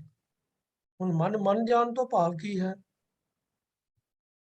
ਇਹ ਤਾਂ ਅਸੀਂ ਸਾਰੇ ਜਾਣਦੇ ਹੀ ਸਮਝਦੇ ਹੀ ਹਾਂ ਕਿ ਭਈ ਸਾਡੇ ਜੀਵਨ ਦੇ ਵਿੱਚ ਕੋਈ ਵੀ ਅਸੀਂ ਐਕਸ਼ਨ ਲੈਣਾ ਹੋਵੇ ਤੇ ਪਹਿਲਾਂ ਫੁਰਨਾ ਵਿਚਾਰ ਮਨ ਦੇ ਵਿੱਚ ਉੱਠਦਾ ਹੈ ਤੇ ਉਹਦੇ ਬਾਰੇ ਡਿਸੀਜਨ ਕਰ ਲਵੇ, ਮਨ ਮੰਨ ਜਾਂਦਾ ਹੈ ਤੇ ਫਿਰ ਅਸੀਂ ਐਕਸ਼ਨ ਲੈ ਲੈਂਦੇ ਹਾਂ। ਨਹੀਂ ਤਾਂ ਕਈ ਵਾਰੀ ਜਦੋਂ ਸਾਡੇ ਮਨ ਦੇ ਵਿੱਚ ਵਿਚਾਰ ਆਪਾਂ ਵਿਰੋਧੀ ਵੀ ਉੱਠ ਜਾਂਦੇ ਹਨ, ਅਸੀਂ ਦੁਬਿਧਾ ਦੇ ਵਿੱਚ ਹੁੰਦੇ ਹਾਂ। ਉਧੇੜ-ਬੁਣ ਜਿਹਨੂੰ ਕਹਿੰਦੇ ਆ ਕਿ ਬੰਦਾ ਸੋਚਦਾ ਰਹਿੰਦਾ ਹੈ, ਇੱਕੋ ਹੀ ਸਿਚੁਏਸ਼ਨ ਦੇ ਵਾਸਤੇ ਦੋ ਆਪਸ਼ਨ ਉਹਦੇ ਸਾਹਮਣੇ ਆ ਜਾਂਦੀਆਂ ਨੇ। ਕਦੀ ਉਹਦੇ ਦਿਮਾਗ ਵਿੱਚ ਇੱਕ ਆਪਸ਼ਨ ਦੇ ਵਾਸਤੇ ਪ੍ਰੈਫਰੈਂਸ ਆ ਜਾਂਦੀ ਹੈ, ਕਦੀ ਦੂਜੇ ਵਾਸਤੇ ਪ੍ਰੈਫਰੈਂਸ ਆ ਜਾਂਦੀ ਹੈ ਤੇ ਉਹ ਉਧੇੜ-ਬੁਣ ਦੇ ਵਿੱਚ ਬੰਦਾ ਇਨਡਿਸਾਈਸਿਵ ਹੋ ਜਾਂਦਾ ਹੈ ਤੇ ਕੁਝ ਐਕਸ਼ਨ ਨਹੀਂ ਲੈਂਦਾ, ਕੁਝ ਨਹੀਂ ਹੁੰਦਾ ਉਹਦਾ ਰਿਜ਼ਲਟ। ਪਰ ਜਦੋਂ ਇੱਕ ਪਾਸੇ ਮਨ ਮੰਨ ਜਾਂਦਾ ਹੈ ਤਾਂ ਫਿਰ ਬੰਦਾ ਐਕਸ਼ਨ ਲੈ ਲੈਂਦਾ ਹੈ ਔਰ ਕੰਮ ਹੋ ਵੀ ਜਾਂਦਾ ਹੈ। तो राम जपत के वास्ते भी मन नूं मनाना जरूरी है। आखिरी तौरां दे उत्ते सिर्फ इंटलैक्चुअल लैवल दे उत्ते, अकल दे लैवल दे उत्ते असी एग्री कर भी सकते हैं भी हाँ राम का नाम जपना, परमात्मा का नाम जपना चाहिए है। पर ਕਿ ਸਿਰਫ ਇੰਨੇ ਗੱਲ ਨੂੰ ਮੰਨ ਲੈਣ ਦੇ ਨਾਲ ਨਾਮ ਜਪਣਾ ਜੋ ਹੈ ਉਹ ਪ੍ਰੈਕਟੀਕਲੀ ਹੋ ਜਾਂਦਾ ਹੈ, ਇਹ ਇੱਕ ਥੋੜੀ ਡਿਫਰੈਂਟ ਜੀ ਗੱਲ ਹੈ। ਔਰ ਇਹ ਅਸੀਂ ਸਾਰੇ ਰਿਅਲਾਈਜ਼ ਕਰਦੇ ਹਾਂ ਜਿਨ੍ਹਾਂ ਦੇ ਵੀ ਇਸ ਵਿਸ਼ੇ ਦੇ ਬਾਰੇ ਆਪਣੇ ਮਨ ਦੇ ਵਿੱਚ ਸੋਚ ਵਿਚਾਰ ਕੀਤੀ ਹੈ, ਉਹ ਜਾਣਦੇ ਹਨ ਕਿ ਬਈ ਸਿਰਫ ਦਿਮਾਗੀ ਤੌਰ ਦੇ ਉੱਤੇ ਕਿਸੇ ਗੱਲ ਨੂੰ ਮੰਨ ਲੈਣਾ ਤੇ ਉਹਨੂੰ ਇੰਪਲੀਮੈਂਟ ਕਰ ਲੈਣ ਦੇ ਵਿੱਚ ਬਹੁਤ ਵੱਡਾ ਅੰਤਰ ਹੈ। ਤਾਂ ਮਨ ਨੂੰ ਬਿਨਾਂ ਕਿਸੇ ਸ਼ੰਕੇ ਤੇ ਮਨਾ ਲੈਣਾ, ਪੂਰਨ ਦ੍ਰਿੜਤਾ ਦੇ ਨਾਲ ਕਿਸੇ ਚੀਜ਼ ਵਿਚਾਰ ਨੂੰ ਐਕਸੈਪਟ ਕਰ ਲੈਣਾ, ਇਹ ਬਹੁਤ ਜ਼ਰੂਰੀ ਹੈ। ਤਾਂ ਹੀ ਮਨ ਦੇ ਨਾਮ ਦੇ ਵਿੱਚ ਜਪਨ ਦੇ ਵਿੱਚ ਗਿੱਜ ਜਾਏਗਾ, ਕਨਵਿੰਸ ਹੋ ਜਾਏਗਾ ਤੇ ਫੁੱਲੀ ਇਨਵੋਲਵ ਹੋਏਗਾ। ਨਹੀਂ ਤਾਂ ਜਿਵੇਂ ਆਮ ਸਾਡੇ ਸੁਣਨ ਵਿੱਚ ਆਉਂਦਾ ਹੈ, ਜਿਹੜੇ ਬੰਦੇ ਵੀ ਅਸੀਂ ਸਾਰੇ ਨਿਤਨੇਮ ਕਰਦੇ ਹਾਂ, ਪਾਠ ਕਰਦੇ ਹਾਂ, ਤੇ ਇਹ ਕੋਈ ਅਣਹੋਣੀ ਗੱਲ ਨਹੀਂ ਹੈ। ਬਹੁਤਿਆਂ ਕੋਲੋਂ ਸੁਣਨ ਨੂੰ ਮਿਲਦਾ ਹੈ ਕਿ ਜੀ ਪਾਠ ਕਰਦਿਆਂ ਨਾਲ ਮਨ ਭਟਕ ਜਾਂਦਾ ਹੈ, ਜ਼ਬਾਨ ਤਾਂ ਪਾਠ ਕਰ ਰਹੀ ਹੁੰਦੀ ਹੈ, ਧਿਆਨ ਕਿਤੇ ਹੋਰ ਚਲੇ ਜਾਂਦਾ ਹੈ। ਤੇ ਕਿਉਂਕਿ ਪਾਠ ਯਾਦ ਹੁੰਦਾ ਹੈ, ਉਹ ਚੱਲੀ ਜਾਂਦਾ ਹੈ, ਪਰ ਬਾਅਦ ਵਿੱਚ ਆਪਣੇ ਆਪ ਨੂੰ ਪਤਾ ਹੁੰਦਾ ਹੈ ਕਿ ਬਈ ਅਸੀਂ ਪੜ੍ਹ ਛੱਡਿਆ ਹੈ ਪਾਠ, ਪਰ ਨਾਲ ਉਹਦੇ 'ਚ ਮਨ ਇਨਵੋਲਵ ਨਹੀਂ ਸੀਗਾ। ਉਸ ਗੁਰਬਾਣੀ ਦੇ ਅੰਦਰ ਮਨ ਨੂੰ ਮਨਾਉਣ ਦੀ ਗੱਲ ਦੇ ਉੱਤੇ ਬਹੁਤ ਜ਼ੋਰ ਦਿੱਤਾ ਗਿਆ ਹੈ। ਗੁਰਬਾਣੀ 'ਚ ਬਹੁਤਾਤ ਸ਼ਬਦ ਐਸੇ ਹਨ ਜਿਨ੍ਹਾਂ ਦੇ ਵਿੱਚ ਮਨ ਨੂੰ ਸੰਬੋਧਨ ਕਰਕੇ ਗੁਰੂ ਸਾਹਿਬ ਗੱਲ ਕਰਦੇ ਹਨ। ਉਸੇ ਤਰ੍ਹਾਂ ਹੀ ਇੱਥੇ ਵੀ ਗੁਰੂ ਸਾਹਿਬ ਨੇ ਮਨ ਨੂੰ ਮਨਾਉਣ ਦੀ ਗੱਲ ਕੀਤੀ ਹੈ। ਤਾਂ ਇਹ ਜਿਹੜਾ ਬੰਦਾ ਇਸ ਮਾਰਗ ਤੇ ਤੁਰਦਾ ਹੈ, ਇਸ ਯਤਨ ਵਿੱਚ ਲੱਗਦਾ ਹੈ, ਉਸ ਨੂੰ ਖੁਦ ਨੂੰ ਅਹਿਸਾਸ ਹੋ ਜਾਂਦਾ ਹੈ ਕਿ ਉਹਦਾ ਮਨ ਪੂਰਾ ਇਨਵੋਲਵਡ ਹੈ ਜਾਂ ਨਹੀਂ ਹੈ। ਤਾਂ ਇਹ ਪੰਕਤੀ ਜਿਹੜੀ ਹੈ ਉਸ ਅਵਸਥਾ ਦੇ ਵਿੱਚ ਮਨ ਨੂੰ ਢਾਲਣ ਦੀ ਹੈ ਜਿੱਥੇ ਮਨ ਮੰਨ ਜਾਵੇ। ਤੇ ਜੇ ਪ੍ਰਭੂ ਦਾ ਨਾਮ ਜਪਣਾ ਹੈ ਤੇ ਜਪਦਿਆਂ ਜਪਦਿਆਂ ਉਹਦੇ ਫਿਰ ਇਹ ਐਸਾ ਕੰਮ ਹੈ ਜਿਹੜਾ ਕਰ ਕਰਕੇ ਹੀ ਇਹਦੇ ਵਿੱਚ ਤਰੱਕੀ ਹੁੰਦੀ ਹੈ। ਇਹਦੀ ਇੱਕ ਮਿਸਾਲ ਇਉਂ ਸਮਝ ਲਵੋ ਕਿ ਜਿਵੇਂ ਖੂਹ ਤੋਂ ਪਾਣੀ ਭਰਨ ਦੇ ਵਾਸਤੇ ਲੋਕੀ ਜਿਹੜਾ ਡੋਲ ਪਾਉਂਦੇ ਹਨ ਤੇ ਉਹ ਰੱਸੀ ਜਿਹੜੀ ਆ ਉਹ ਪੱਥਰ ਦੇ ਉੱਤੋਂ ਦੀ ਲੰਘ ਕੇ ਜਾਂਦੀ ਹੈ, ਤੇ ਲਗਾਤਾਰ ਉੱਥੇ ਨੀਵੇਂ ਉੱਚੇ ਰੱਸੀ ਹੁੰਦੀ ਰਹਿੰਦੀ ਹੈ, ਤੇ ਉਹ ਪੱਥਰ ਦੇ ਉੱਤੇ ਵੀ ਹਲਕੀ ਹਲਕੀ ਲਕੀਰ ਪੈਣੀ ਸ਼ੁਰੂ ਹੋ ਜਾਂਦੀ ਹੈ। ਬਾਰ-ਬਾਰ ਦੇ ਰਗੜਨ ਦੇ ਨਾਲ ਉਹ ਪੱਥਰ ਤੇ ਵੀ ਲਕੀਰ ਪੈ ਜਾਂਦੀ ਹੈ। ਉਹ ਜਿਹੜਾ ਮਨ ਵੀ ਮਾਨੋ ਮਾਇਆ ਦੇ ਪ੍ਰਭਾਵ ਦੇ ਅਧੀਨ ਪੱਥਰ ਵਰਗਾ ਹੋਇਆ ਹੁੰਦਾ ਹੈ, ਉਹਦੇ ਉੱਤੇ ਵੀ ਯਤਨ ਕਰਨ ਦੇ ਨਾਲ ਬਾਰ-ਬਾਰ ਉਸਨੂੰ ਪ੍ਰੇਰਨ ਦੇ ਨਾਲ ਮਨ ਵੀ ਅਸਰ ਕਬੂਲ ਲੈਂਦਾ ਹੈ ਤੇ ਫਿਰ ਭਟਕਣੋਂ ਹਟ ਜਾਂਦਾ ਹੈ। ਤੋ ਇਹ ਮਨ ਨੂੰ ਮਨਾਉਣ ਦਾ ਐਫਰਟ ਕਰਨ ਦੀ ਪ੍ਰੇਰਣਾ ਹੈ। ਜੀਰੇ ਰਾਮ ਜਪਤ ਮਨ ਮਾਨ, ਤੋ ਐਸਾ ਉਦਮ ਕਰਕੇ ਪਰਮਾਤਮਾ ਦਾ ਨਾਮ ਸਿਮਰਦਿਆਂ ਸਿਮਰਦਿਆਂ ਮਨ ਸਿਮਰਨ ਦੇ ਵਿੱਚ ਗਿੱਜ ਜਾਏ, ਮਨ ਸਿਮਰਨ ਦੇ ਵਿੱਚ ਲੱਗ ਜਾਏ, ਮੰਨ ਜਾਏ। ਉਹਦੇ ਨਾਲ ਹੋਏਗਾ ਕਿ ਉਸ ਅਵਸਥਾ ਦੀ ਵਿਆਖਿਆ ਗੁਰੂ ਸਾਹਿਬ ਨੇ ਦੂਸਰੀ ਬਾਣੀ ਰਾਓ ਦੀ ਜਿਹੜੀ ਪੰਕਤੀ ਦੂਸਰੀ ਪੰਕਤੀ ਹੈ ਉਹਦੇ ਵਿੱਚ ਕੀਤੀ ਹੈ ਕਿ ਅੰਤਰ ਲਾਗੀ ਜਲ ਬੁਝੀ। ਜਲ ਲਫ਼ਜ਼ ਜਿਹੜਾ ਹੈ ਲੱਲੇ ਨੂੰ ਸਿਹਾਰੀ ਦੇ ਨਾਲ ਆਇਆ ਹੈ ਔਰ ਇਹ ਆਇਆ ਹੈ ਜਲਨ ਦੇ ਅਰਥਾਂ ਵਿੱਚ। ਜਲ ਵੈਸੇ ਅਸੀਂ ਪਾਣੀ ਵਾਸਤੇ ਵੀ ਇਹਦਾ ਇਸਤੇਮਾਲ ਦੇਖਦੇ ਹਾਂ, ਪਰ ਜਲਨ ਵਾਸਤੇ ਇੱਥੇ ਲਫ਼ਜ਼ ਇਸਤੇਮਾਲ ਹੋਇਆ, ਪਾਣੀ ਵਾਸਤੇ ਇਸਤੇਮਾਲ ਨਹੀਂ ਹੋਇਆ। ਜਲ ਬੁਝੀ ਭਾਵ ਜਲਨ ਬੁਝੀ, ਅੰਤਰ ਲਾਗੀ ਜਿਹੜੀ ਅੰਦਰ ਲੱਗੀ ਹੋਈ ਜਲਨ ਹੈ ਉਹ ਬੁਝ ਗਈ। ਅੰਤਰ ਲਾਗੀ ਜਲ ਬੁਝੀ, ਅੰਦਰ ਲੱਗੀ ਜਲ ਬੁਝੀ। ਹੁਣ ਅੰਦਰ ਲੱਗੀ ਕਿਹੜੀ ਅੱਗ ਲੱਗੀ ਹੋਈ ਹੈ? ਉਹ ਮਨ ਨੂੰ ਲੱਗੀ ਹੋਈ ਹੈ ਤ੍ਰਿਸ਼ਨਾ ਦੀ ਅੱਗ, ਮਾਇਆ ਦਾ ਪ੍ਰਭਾਵ। ਮਾਇਆ ਦੇ ਅਧੀਨ ਸਾਡੇ ਅੰਦਰ ਤ੍ਰਿਸ਼ਨਾ ਬਣੀ ਰਹਿੰਦੀ ਹੈ ਕਿ ਮੈਂ ਹੋਰ ਤੋਂ ਹੋਰ ਮਾਇਕ ਪਦਾਰਥਾਂ ਦੇ ਸਾਧਨ ਇਕੱਠੇ ਕਰਾਂ, ਆਪਣਾ ਜੀਵਨ ਮੈਂ ਸੁਖੀ ਬਣਾਵਾਂ।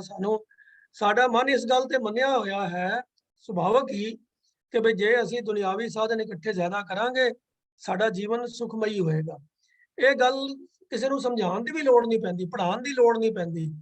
ਨਾਮ ਜਪਣ ਦੇ ਵਾਸਤੇ ਤਾਂ ਪ੍ਰੇਰਨਾ ਕਰਨੀ ਪੈਂਦੀ ਹੈ, ਚੰਗੇ ਆਚਰਨ ਵਾਸਤੇ ਪ੍ਰੇਰਨਾ ਕਰਨੀ ਪੈਂਦੀ ਹੈ, ਪਰ ਮਾਇਕ ਪਦਾਰਥਾਂ ਦੇ ਮੋਹ ਪਾਉਣ ਵਾਸਤੇ ਕੋਈ ਪ੍ਰੇਰਨਾ ਨਹੀਂ ਕਰਨੀ ਪੈਂਦੀ। ਉਹ ਸੁਭਾਵਕ ਹੀ ਅਸੀਂ ਸਾਡਾ ਮਨ ਮੰਨ ਜਾਂਦਾ ਹੈ।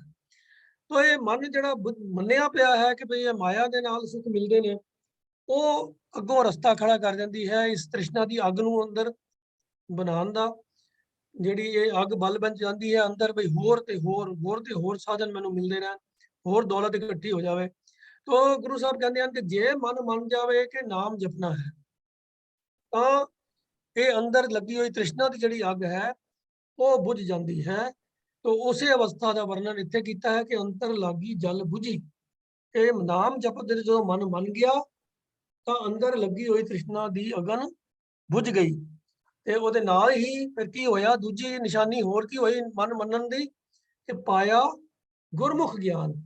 ਗੁਰੂ ਦੇ ਸਨਮੁਖ ਹੋ ਕੇ, ਗੁਰੂ ਦੀ ਸ਼ਰਨ ਵਿੱਚ ਪੈ ਕੇ ਪਰਮਾਤਮਾ ਦਾ ਗਿਆਨ ਪ੍ਰਾਪਤ ਹੋ ਗਿਆ।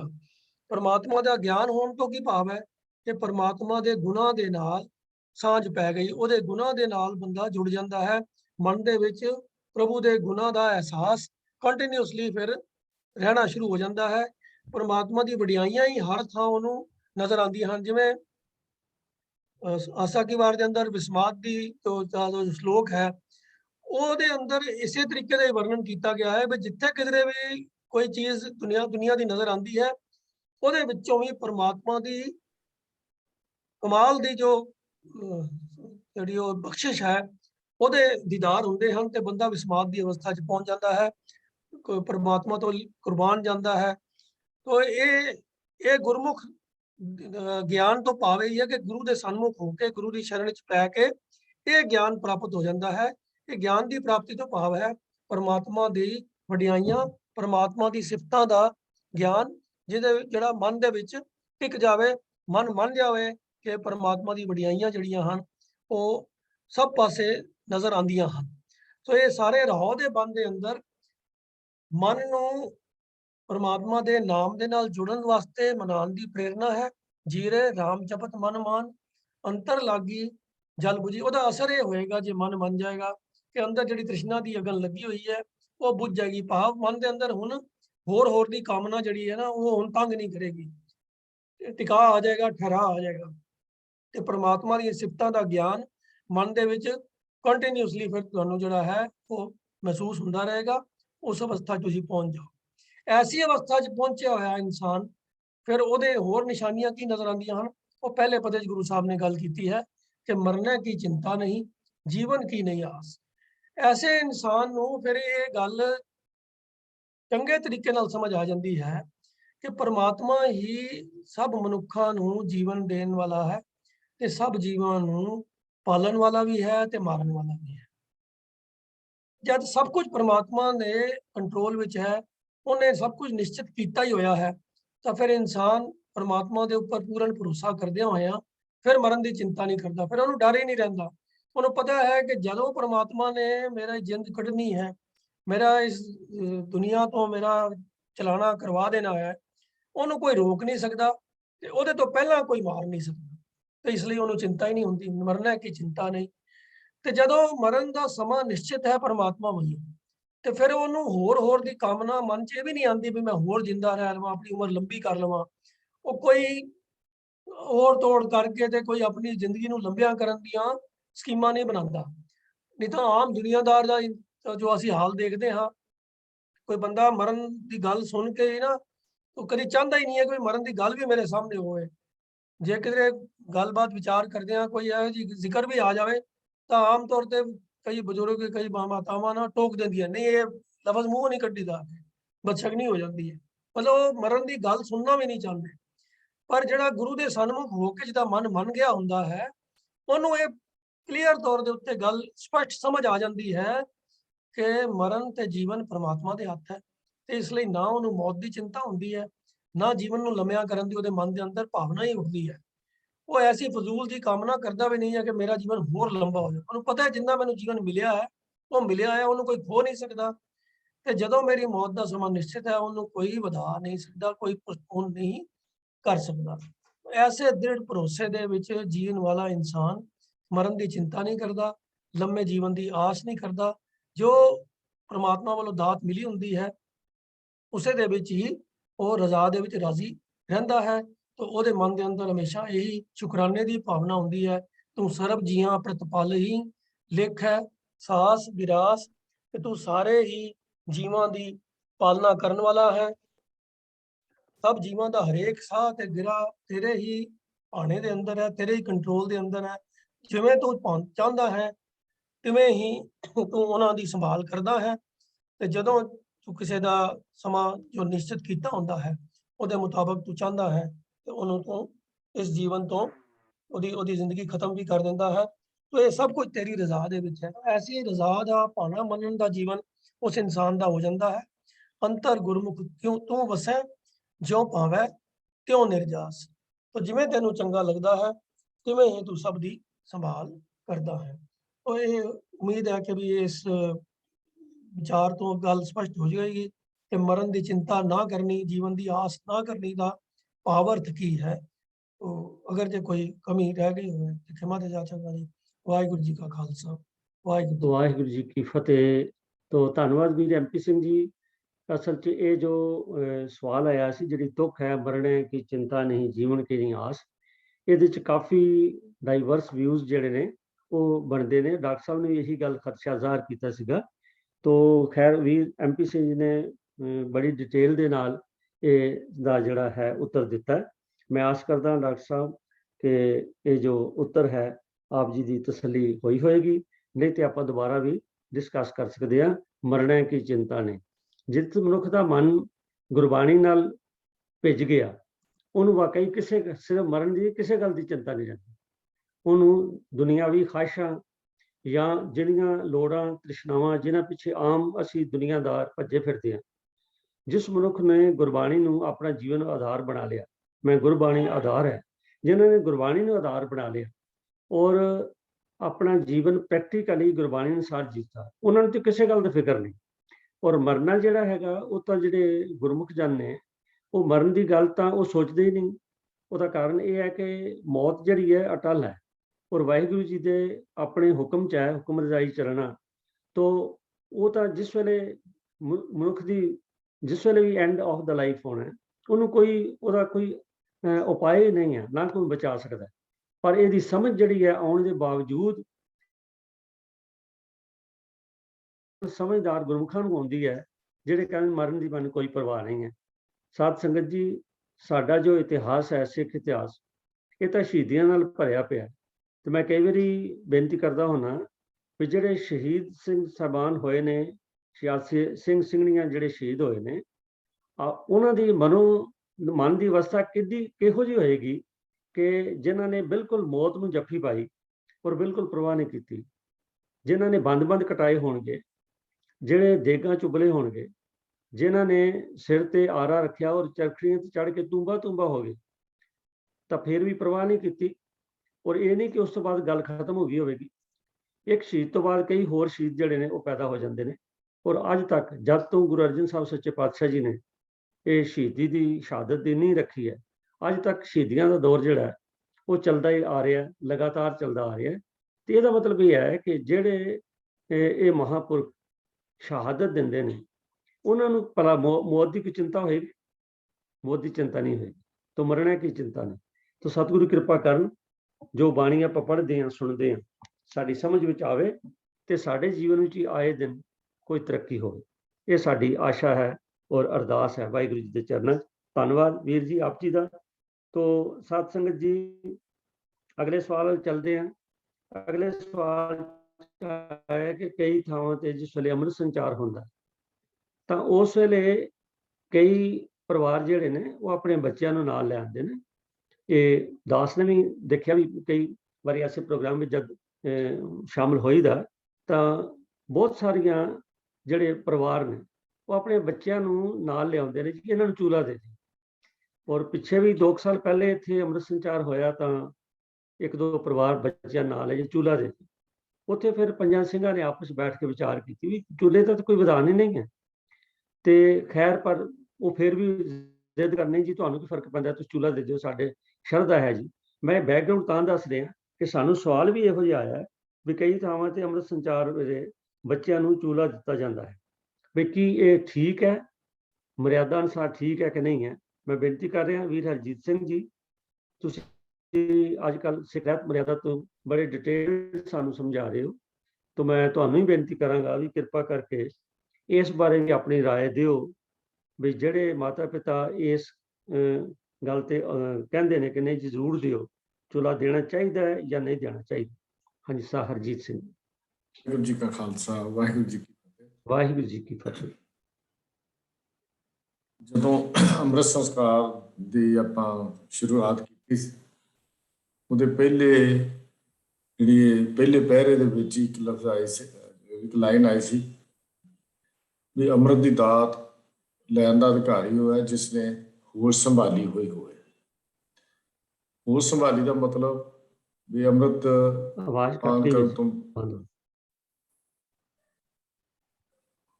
ਪਾਨ ਕਰਨ ਤੋਂ ਬਾਅਦ ਜੋ ਮਰਿਆਦਾ ਹੈ ਉਹਨੂੰ ਪੂਰੀ ਤਰ੍ਹਾਂ ਨਿਭਾਉਣਾ, ਰਹਿਤ ਰੱਖਣੀ, ਕੁਰੈਤਾਂ ਤੋਂ ਬਚਣਾ, ਬਾਣੀਆਂ ਦਾ ਅਜੀਤ ਸਿੰਘ ਜੀ ਪਾਠ। ਆਵਾਜ਼ ਨਹੀਂ ਆ ਰਹੀ। ਅਜੇ ਸਿੰਘ ਜੀ ਆਵਾਜ਼ ਠੀਕ ਹੈ, ਤੁਸੀਂ ਚਿੰਤਾ ਨਾ ਕਰੋ।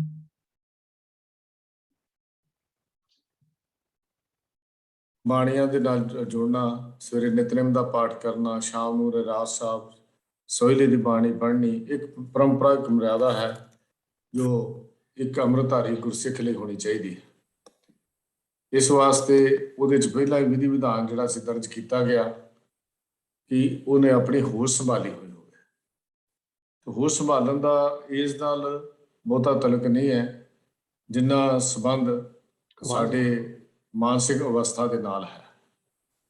ਮਾਨਸਿਕ ਅਵਸਥਾ ਦੀ ਗੱਲ ਉਹ 5 ਸਾਲ 'ਚ ਵੀ, 4 ਸਾਲ 'ਚ ਵੀ, 6 ਸਾਲ 'ਚ ਵੀ, 7 ਸਾਲ 'ਚ ਵੀ, 8 ਸਾਲ 'ਚ ਵੀ, ਜਿਵੇਂ ਬੱਚੇ ਤਿਆਰ ਹੋ ਜਾਂਦੇ ਆ, ਉਹ ਕਿਸੇ ਇਹਦੇ 'ਚ ਏਜ ਦੀ, ਉਮਰ ਦੀ ਕੋਈ ਲਿਮਟ ਨਹੀਂ ਹੈ। ਸਿੱਖ ਧਰਮ ਨੇ ਕਿੰਨੀ ਵਿਸ਼ਾਲਤਾ ਦਿਖਾਈ ਹੈ ਵੀ ਇੱਥੇ ਬੱਚਾ ਵੀ ਅੰਮ੍ਰਿਤ ਪਾਨ ਕਰ ਸਕਦਾ ਜਿਹਦੀ ਹੋਸ਼ ਸੰਭਾਲੀ ਹੋਵੇ, ਤੇ ਬਜ਼ੁਰਗ ਵੀ ਅੰਮ੍ਰਿਤ ਪਾਨ ਕਰ ਸਕਦਾ ਜਿਹਦੀ ਉਮਰ ਦਾ ਹਿੱਸਾ ਜਿਹੜਾ ਜ਼ਿੰਦਗੀ ਦਾ ਲੰਘ ਚੁੱਕਾ, ਉਹ ਵੀ ਕਰ ਸਕਦਾ ਹੈ। ਇੱਥੇ ਉਮਰ ਦੀ ਵੀ ਇਹ ਵੀ ਪਾਬੰਦੀ ਨਹੀਂ ਲਾਈ ਵੀ ਇੱਥੇ 9 ਸਾਲ 'ਚ ਹੀ ਕਰਨਾ ਜ਼ਰੂਰੀ ਹੈ ਜਾਂ 16 ਸਾਲ ਦੇ ਵਿੱਚ ਜਾ ਕੇ ਬੈਪਟਾਈਜ਼ ਕਰਨਾ ਜ਼ਰੂਰੀ ਹੈ ਜਾਂ ਇਸ ਤੋਂ ਬਾਅਦ ਜ਼ਰੂਰ ਸੁਨਨਤ ਕਰਨੀ ਜਨਮ ਦੇ ਨਾਲ ਜ਼ਰੂਰੀ ਹੈ। ਕਿਤੇ ਕੋਈ ਪਾਬੰਦੀ ਨਹੀਂ ਲਾਈ, ਪਰ ਇੱਥੇ ਨਾਲ ਸ਼ਰਤ ਜ਼ਰੂਰੀ ਹੈ ਕਿ ਜੋ ਅੰਮ੍ਰਿਤਪਾਨ ਅਸੀਂ ਕਰਦੇ ਹਾਂ ਉਹਨਾਂ ਦੀ ਸੰਭਾਲ ਕਰਨੀ ਬੜੀ ਜ਼ਰੂਰੀ ਹੈ। ਉਹ ਸੰਭਾਲ ਕਰਨ ਦੇ ਲਈ ਇੱਕ ਬੱਚਾ ਜਿਹੜਾ ਗੋਦੀ ਵਿੱਚ ਹੈ, ਇੱਕ ਬੱਚਾ ਜਿਹੜਾ 1-2 ਸਾਲ ਦਾ ਹੈ, ਉਹ ਰਹਿਤ ਰੱਖਣੀ ਅਸੰਭਵ ਹੈ, ਰਹਿਤ ਰੱਖ ਹੀ ਨਹੀਂ ਸਕਦਾ। ਇਸ ਵਾਸਤੇ ਚੂਲੇ ਦਾ ਕੋਈ ਵਿਧੀ ਵਿਧਾਨ ਸਿੱਖ ਰਹਿਤ ਮਰਿਆਦਾ ਵਿੱਚ ਕਿਤੇ ਵੀ ਦਰਜ ਨਹੀਂ ਕੀਤਾ ਗਿਆ। ਮਰਿਆਦਾ ਜੋ ਅੰਮ੍ਰਿਤ ਦੀ ਅੱਗੇ ਆਏਗੀ ਉਹ 'ਚ ਸਪਸ਼ਟ ਲਿਖਿਆ ਹੋਇਆ ਕਿ 5 ਚੂਲੇ ਉਸਨੂੰ ਛਕਣ ਲਈ ਦਿੱਤੇ ਜਾਂਦੇ ਹਨ, 5 ਚੂਲੇ ਨੇਤਰਾਂ ਵਿੱਚ ਬੁਰਕੇ ਜਾਂਦੇ ਹਨ, 5 ਚੂਲੇ ਸੀਰ ਵਿੱਚ ਸਜਾਏ ਜਾਂਦੇ ਹਨ, 15 ਵਾਰੀ ਵਾਹਿਗੁਰੂ ਜੀ ਕਾ ਖਾਲਸਾ ਵਾਹਿਗੁਰੂ ਜੀ ਕੀ ਫਤਿਹ ਦ੍ਰਿੜ ਕਰਾਈ ਜਾਂਦੀ ਹੈ। ਇੱਕ ਵਾਰੀ ਉਦੋਂ ਜਦੋਂ ਅੰਮ੍ਰਿਤ ਪਾਨ ਕਰਨ ਆਉਣਾ ਹੈ, ਇੱਕ ਵਾਰੀ ਉਦੋਂ ਜਦੋਂ ਅੰਮ੍ਰਿਤ ਪਾਨ ਕਰਨ ਤੋਂ ਬਾਅਦ ਫਤਿਹ ਬੁਲਾਉਣੀ ਹੈ। 17 ਵਾਰੀ ਫਤਿਹ ਦਾ ਤਕਰੀਬਨ ਵਿਧਾਨ ਹੈ ਅੰਮ੍ਰਿਤ ਪਾਨ ਕਰਨ ਦੇ ਸਮੇਂ ਵਿੱਚ।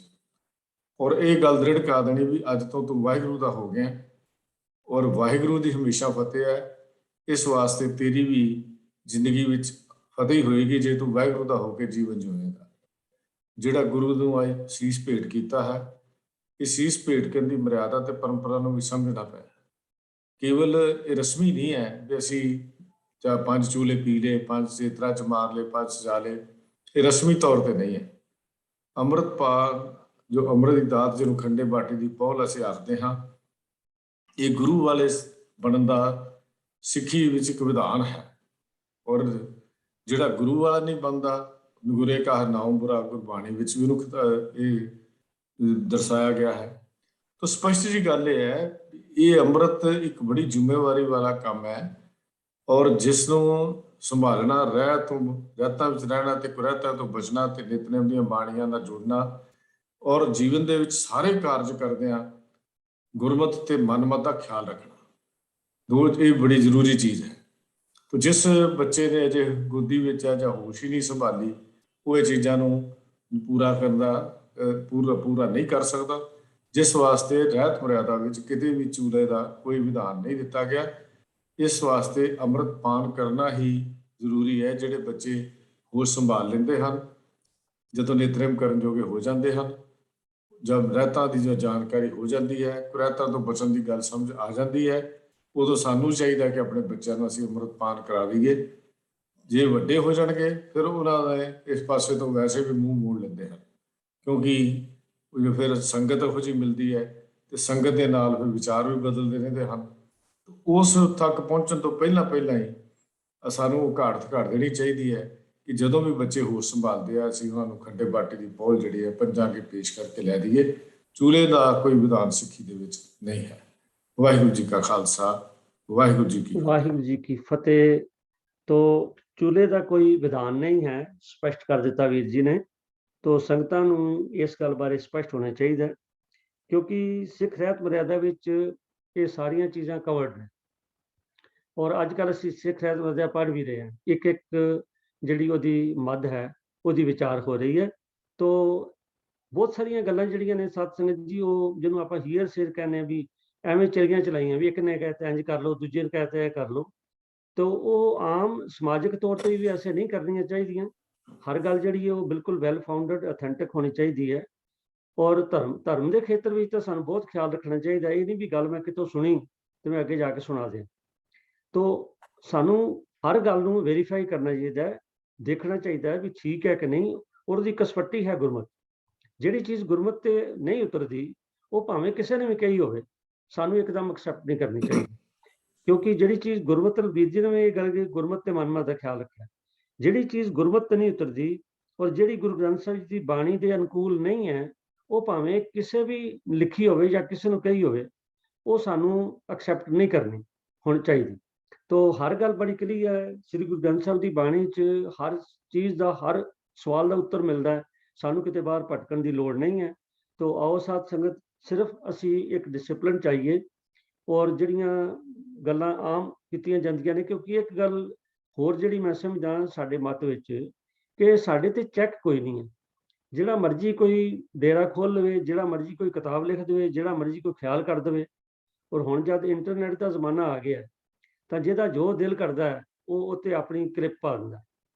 ਤੇ ਅਸੀਂ ਉਹਨੂੰ, ਮਤਲਬ ਜਿਸ ਵੇਲੇ ਸਾਡੀ ਵੀ ਹੁਣ ਆਦਤ ਹੈ ਕੋਈ ਚੀਜ਼ ਦੇਖਣੀ ਹੋਏਗੀ ਤੇ ਚਲੋ ਜੀ ਤੁਸੀਂ ਆਪਣਾ ਇੰਟਰਨੈਟ ਤੇ ਦੇਖੋ, ਗੂਗਲ ਕਰੋ, ਕਿ ਉਹਦੇ 'ਚ ਕੀ ਹੈ, ਜਿਹੜੀ ਚੀਜ਼ ਸਾਡੇ ਸਾਹਮਣੇ ਆ ਜਾਂਦੀ, ਸਾਨੂੰ ਸੋਚਣਾ ਚਾਹੀਦਾ ਵੀ ਕਈ ਕਹਿੰਦੇ ਆ ਔਰ ਇਹਦਾ ਮਤਲਬ ਕੀ ਹੈ। ਔਰ ਸਭ ਤੋਂ ਵੱਡੀ ਕਸਵੱਟੀ ਤਾਂ ਗੁਰੂ ਗ੍ਰੰਥ ਸਾਹਿਬ ਜੀ ਨੇ। ਜੇ ਗੁਰੂ ਗ੍ਰੰਥ ਸਾਹਿਬ ਦੀ ਵਿਚਾਰਧਾਰਾ ਨਾਲ ਕੋਈ ਗੱਲ ਨਹੀਂ ਮਿਲਦੀ ਤੇ ਜਿਸ ਮਰਜ਼ੀ ਨੇ ਲਿਖੀ ਹੋਵੇ ਉਹ ਨਹੀਂ ਹੋਣੀ ਚਾਹੀਦੀ।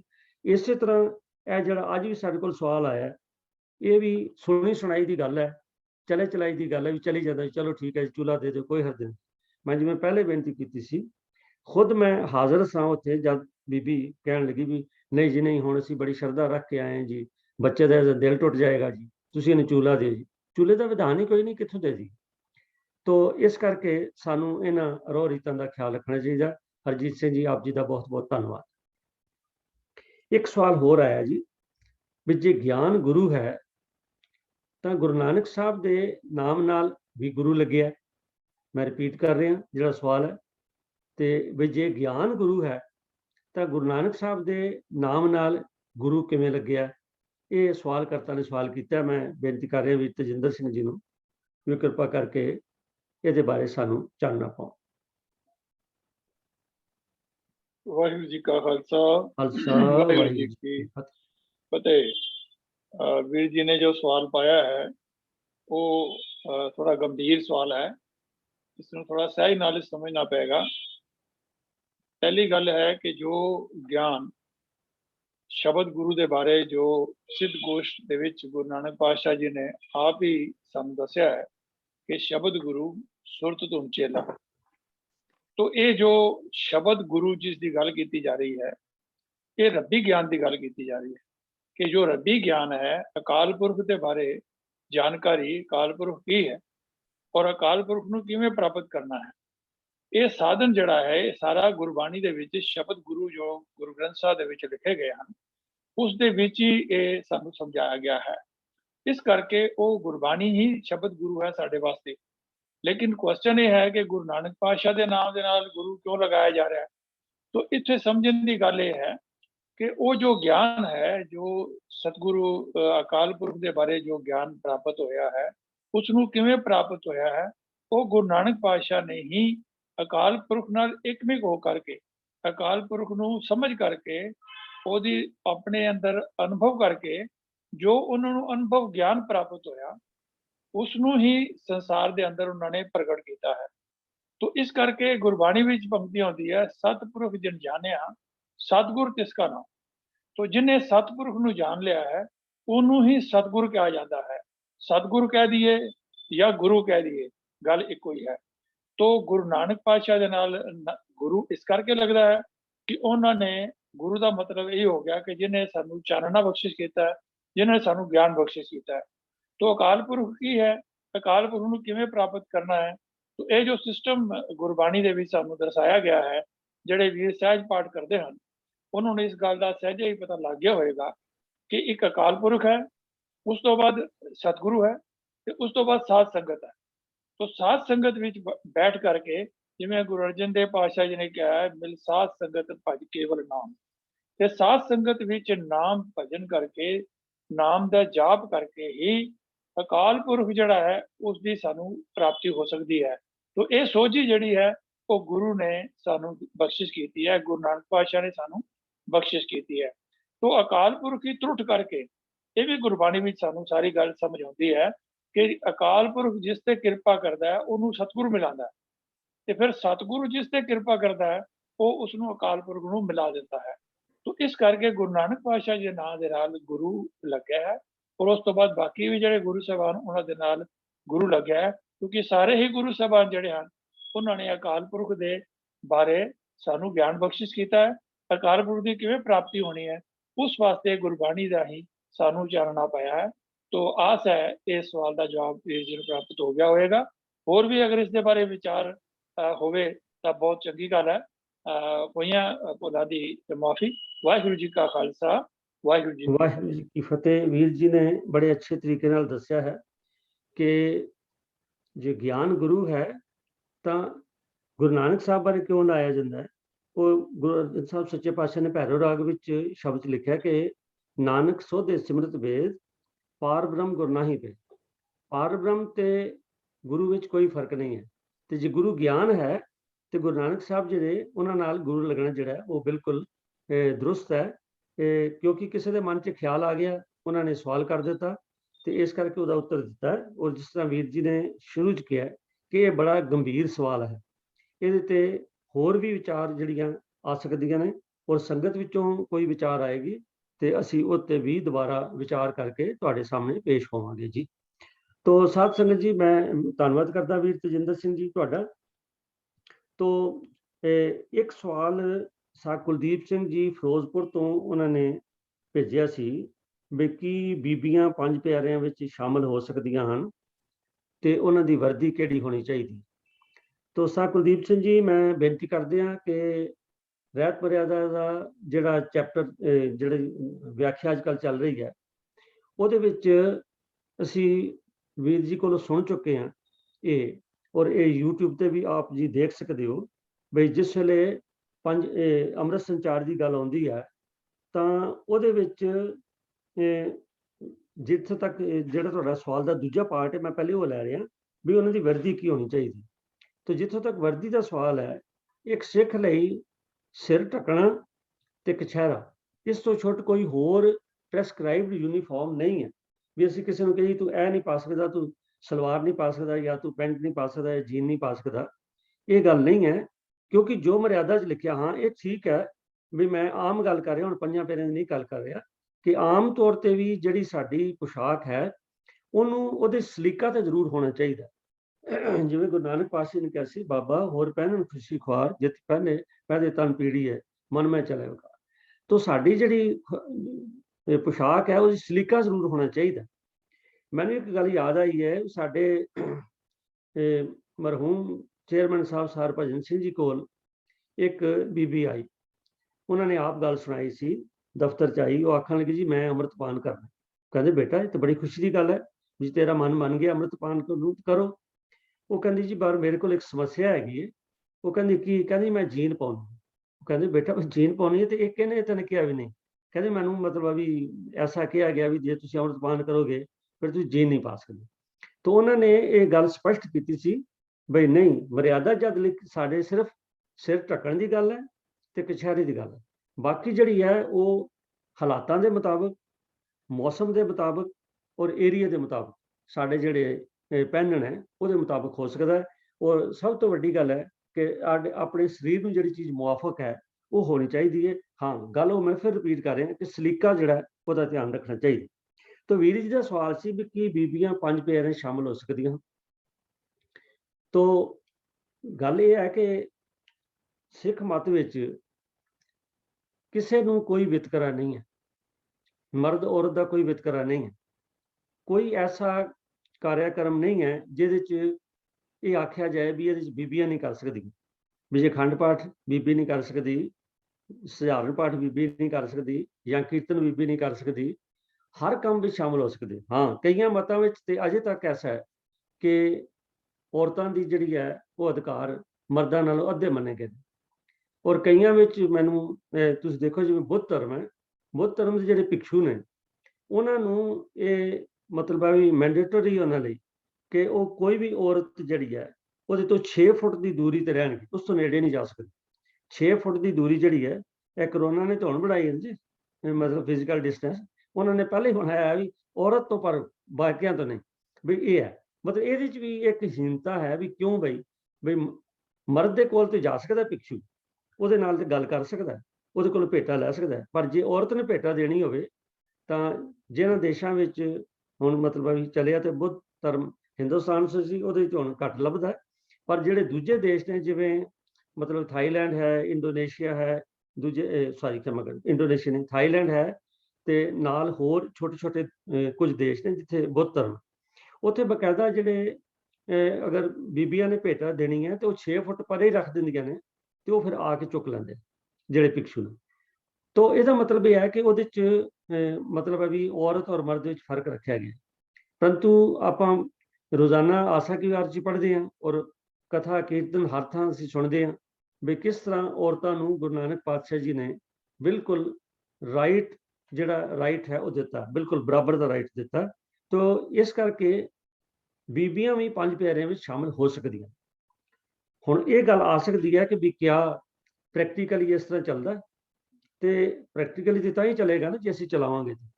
ਤਾਂ ਮੈਂ ਬੇਨਤੀ ਕਰਾਂਗਾ ਵੀ ਜਿਵੇਂ 5 ਗੱਫੇ ਕੱਢੇ ਜਾਂਦੇ ਨੇ ਦੇਗ ਵਿੱਚੋਂ, ਤੇ ਉਸ ਵੇਲੇ ਜਿਹੜੇ 5 ਗੱਫੇ ਨੇ ਉਹ ਵੀ ਜੇ ਆਪਾਂ ਵੀਰਾਂ ਨੂੰ ਦਿੰਦੇ ਹਾਂ ਤੇ ਭੈਣਾਂ ਨੂੰ ਦੇਣੇ ਚਾਹੀਦੇ, ਤੇ ਇਸ ਤਰ੍ਹਾਂ ਸ਼ੁਰੂ ਕਰਨਾ ਚਾਹੀਦਾ ਕਿ ਤਾਂ ਜੇ ਜੋ ਅਸੀਂ ਕਹਿੰਦੇ ਹਾਂ ਵੀ ਬਰਾਬਰ ਹੈ, ਬਰਾਬਰ ਹੋਣਾ ਵੀ ਚਾਹੀਦਾ।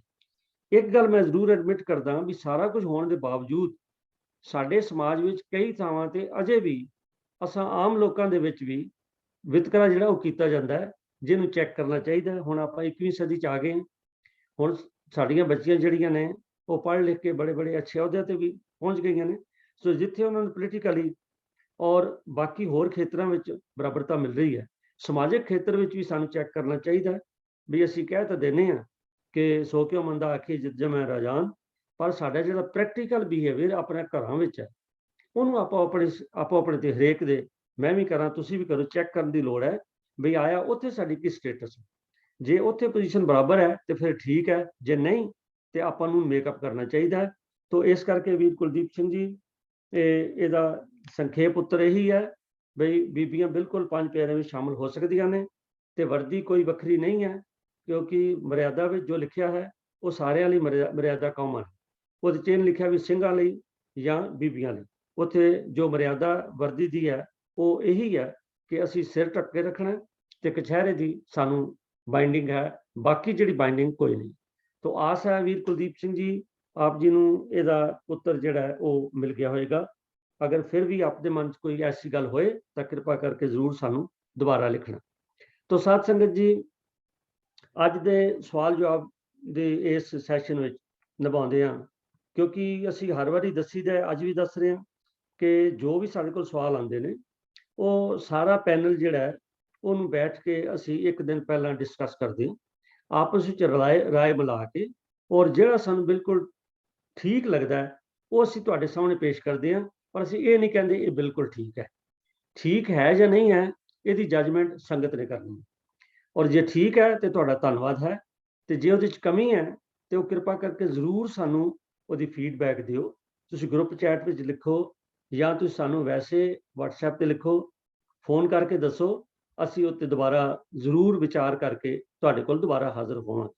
ਤੋ ਅੱਜ ਵੀ ਇਹ ਜੋ ਵਿਸ਼ਾ ਹੈ ਇਹ ਨਿਭਾਉਂਦੇ ਹਾਂ, ਹੋ ਗਈਆਂ ਅਨੇਕ ਪ੍ਰਕਾਰ ਦੀਆਂ ਭੁੱਲਾਂ ਗਲਤੀਆਂ ਵਿਗਿਆਵਾਂ ਲਈ ਆਪਾਂ ਸੁਖੇਮਾ ਮੰਗਦੇ ਹਾਂ, ਔਰ ਆਪ ਜੀ ਦੇ ਜੋ ਨਵੇਂ ਸਵਾਲ ਨੇ ਉਹਨਾਂ ਦੀ ਉਡੀਕ ਕਰਦੇ ਹਾਂ, ਤੇ ਅਗਲੇ ਸੋਮਵਾਰ ਫਿਰ ਇਸੇ ਤਰ੍ਹਾਂ ਸਾਰਾ ਜਿਹੜਾ ਪੈਨਲ ਹੈ ਆਪ ਦੀ ਸੇਵਾ ਵਿੱਚ ਹਾਜ਼ਰ ਹੋਏਗਾ।